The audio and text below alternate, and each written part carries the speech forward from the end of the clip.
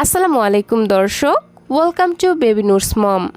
আজকের আয়োজনে থাকছে বাচ্চাদের জন্য ভীষণ পুষ্টিকর, ক্যালোরিবহুল এবং মজাদার একটি সকাল এবং রাতের খাবারের রেসিপি। পুষ্টিকর এই খাবারটি বাচ্চাদেরকে অল্প খাবারে বেশি পুষ্টি দিবে এবং বাচ্চাদের দ্রুত ওজন বাড়াতে সহায়তা করবে। পাশাপাশি বাচ্চাদের রোগ প্রতিরোধ ক্ষমতা বাড়াবে এবং বাচ্চাদের কোষ্ঠকাঠিন্যও দূর করবে। এই খাবারটি তৈরি করে 8 মাস থেকে যে কোনো বয়সী বাচ্চাদেরকে খাওয়াতে পারবেন। তাহলে এখানে আর কথা না বাড়িয়ে সরাসরি চলে যাচ্ছি মূল রেসিপিতে।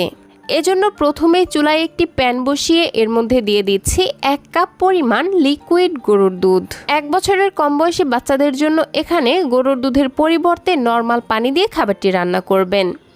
এই পর্যায়ে মুখ ফাটানো একটি এলাচ দিয়ে দিচ্ছি, এর ফলে খাবারটি থেকে খুবই সুন্দর একটি ফ্লেভার বের হবে। এবার দিয়ে দিচ্ছি আমার বাচ্চার চাহিদা অনুযায়ী রান্না করা ভাত।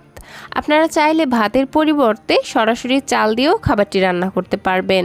আমি সময় বাঁচাতে রান্না করা ভাত দিয়েই খাবারটি তৈরি করে নিচ্ছি। একই সাথে দিয়ে দিচ্ছি ছোট্ট একটি গাজরের অর্ধেকটা পরিমাণ এইভাবে গ্রেটার দিয়ে গ্রেট করে। আরও দিয়ে দিচ্ছি ছোট্ট সাইজের একটি মিষ্টি আলু কুচি, একইভাবে গ্রেটার দিয়ে গ্রেট করে নিয়েছি। এখন এই সব কিছুকে নেড়েচেড়ে খুব ভালোভাবে মিশিয়ে নিচ্ছি আর চুলার আঁচ মিডিয়াম এবং লোয়ের মাঝামাঝি রেখে এই খাবারটিকে রান্না করে নিচ্ছি। খাবারটিকে আরও বেশি পুষ্টিকর, ক্যালোরিবহুল এবং মজাদার করার জন্য দিয়ে দিচ্ছি 1/2 চা চামচ পরিমাণ বাটার। আপনাদের কাছে বাটার না থাকলে চাইলে এই পর্যায়ে ঘিও ব্যবহার করতে পারবেন, তবে অবশ্যই ঘি বা বাটার দেওয়ার চেষ্টা করবেন, কারণ এগুলোর মধ্যে রয়েছে গুড ফ্যাট এবং ক্যালোরি, যেগুলো বাচ্চাদের দ্রুত ওজন বাড়ায় এবং স্মৃতিশক্তি বাড়াতে সহায়তা করে। তো যাই হোক, এবার আমি একটি ঢাকনা দিয়ে ঢেকে দিলাম আর রান্না করে নিচ্ছি মোটামুটি 6 থেকে 7 মিনিটের মতো। ফিরে আসলাম বেশ কিছুক্ষণ পর, আর এতক্ষণে আমার সবজি এবং ভাতগুলো খুব ভালোভাবে সেদ্ধ হয়ে গেছে আর দুধটাও শুকিয়ে এরকম ঘনত্বে চলে এসেছে।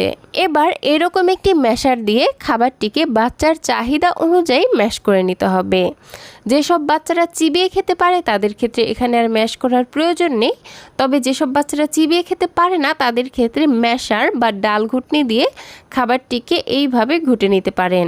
তো আমি আমার বাচ্চার পছন্দ অনুযায়ী খাবারটিকে ম্যাশ করে নিয়েছি। এখন আমি এখানে দিয়ে দিচ্ছি সামান্য 1 চিমটি পরিমাণ লবণ। এটা জাস্ট টেস্ট বাড়ানোর জন্য, আপনারা চাইলে স্কিপও করতে পারেন। তো আর মোটামুটি 1 থেকে 2 মিনিট রান্না করে নিয়েই খাবারটিকে আমি চুলা থেকে নামিয়ে নিচ্ছি। এই তো তৈরি হয়ে গেল বাচ্চাদের জন্য ভীষণ ক্যালোরিবহুল, মজাদার এবং পুষ্টিকর একটি খাবারের রেসিপি।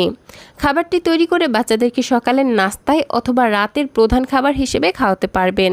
খাবারটি যেমন বাচ্চাদেরকে অল্প খাবারে বেশি পুষ্টি দেবে, তেমন বাচ্চাদের দ্রুত ওজন বাড়াতে সহায়তা করবে। পাশাপাশি বাচ্চাদের পেট অনেকক্ষণ ভরা রাখতেও সহায়তা করবে। তো খাবারটি বাচ্চাকে খাওয়ানোর আগে 1/2 চা চামচ পরিমাণ বাদামের গুঁড়া দিয়ে দিচ্ছি। এর ফলে খাবারটি আরও বেশি পুষ্টিকর এবং ক্যালোরিবহুল হয়ে যাবে। দর্শক, আপনারা নিশ্চয়ই লক্ষ্য করেছেন আমি এই খাবারটিতে কোনো ধরনের চিনি ব্যবহার করিনি, কারণ চিনি বাচ্চাদের স্বাস্থ্যের জন্য খুবই ক্ষতিকর।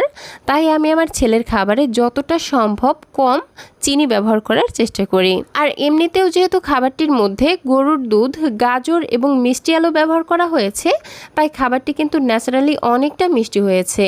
আর এই মিষ্টি বাচ্চারা খেতে খুবই পছন্দ করবে। তো দর্শক, এই ছিল আমার আজকের আয়োজন। ভিডিওটি ভালো লাগলে প্লিজ একটি লাইক দিবেন এবং আজকের রেসিপিটি কেমন লাগলো সেটা ছোট্ট একটি কমেন্টের মাধ্যমে জানাতে একদমই ভুলবেন না। বাচ্চাদের জন্য এরকম আরও নিত্য নতুন সহজ এবং পুষ্টিকর খাবারের রেসিপি পেতে প্লিজ আমার চ্যানেলটিকে সাবস্ক্রাইব করে পাশের ঘন্টাটি বাজিয়ে অলে সেট করে রাখবেন পরবর্তী ভিডিওর নোটিফিকেশন সবার আগে পাওয়ার জন্য।